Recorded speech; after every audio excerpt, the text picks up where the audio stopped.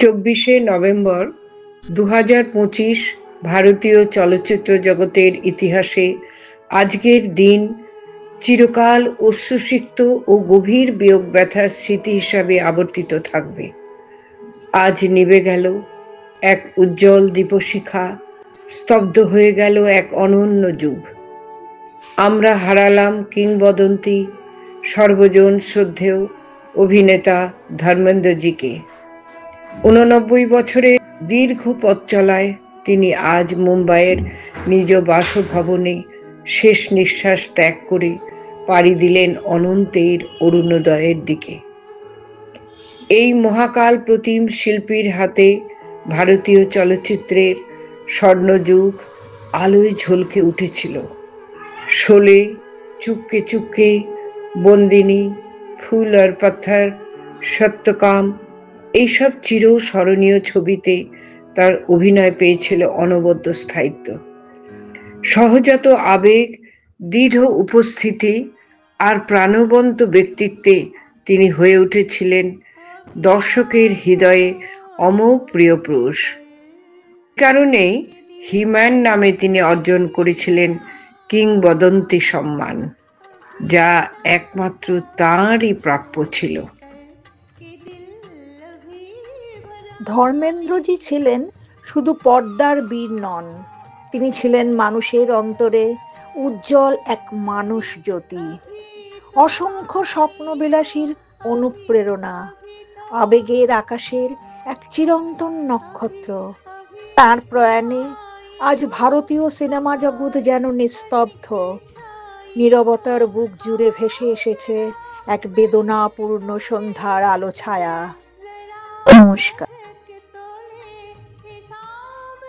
24শে November 2025 এই দিনটি তাই চিরকালের জন্য অঙ্কিত হয়ে রইল ভারতীয় চলচ্চিত্রের ইতিহাসে শোকস্নাত লহর হিসেবে। মহান অভিনেতা শ্রদ্ধেয় ধর্মেন্দ্রজির হৃদয় বিদারক অন্তিম বিদায়ের কাল চিহ্ন হিসেবে। আমরা গণসম গণশ্রী গ্রুপের সকল সদস্যবৃন্দ এত অভিনেতা ধর্মেন্দ্রজির প্রতি শ্রদ্ধাঞ্জলি নিবেদন করছি। নমস্কার।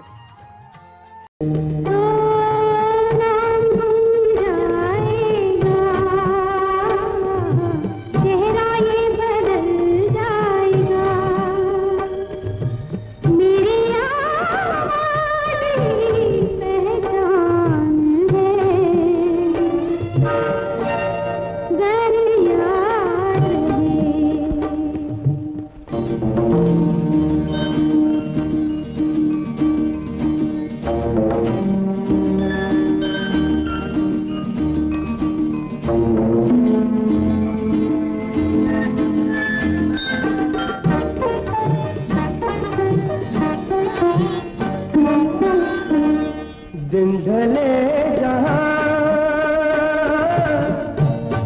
रात पास हो, जिंदगी की ऊंची कर चलो, याद आए घर कभी जी उदास हो। मेरी आवाज ही पहचान है, घर याद रहे नाम गुम जाएगा, चेहरा ये बदल जाएगा।